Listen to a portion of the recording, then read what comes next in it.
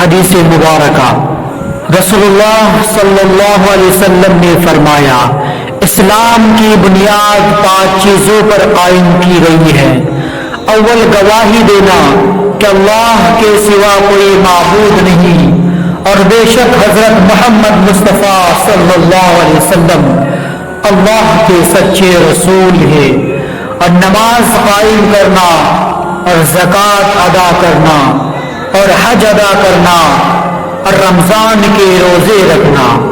حدیث مبارکہ آپ صلی اللہ علیہ وسلم نے فرمایا کہ ایمان کی 60 سے کچھ اوپر شاخیں ہیں، اور حیا یعنی شرم بھی ایمان کی ایک شاخ ہے۔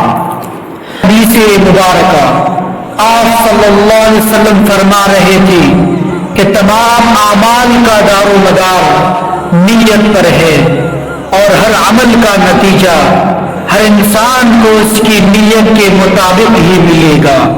پس جس کی ہجرت دولت دنیا حاصل کرنے کے لیے ہو یا کسی عورت سے شادی کی غرض سے ہو، پس اس کی ہجرت انہی چیزوں کے لیے ہوگی جن کے حاصل کرنے کی نیت سے اس نے ہجرت کی۔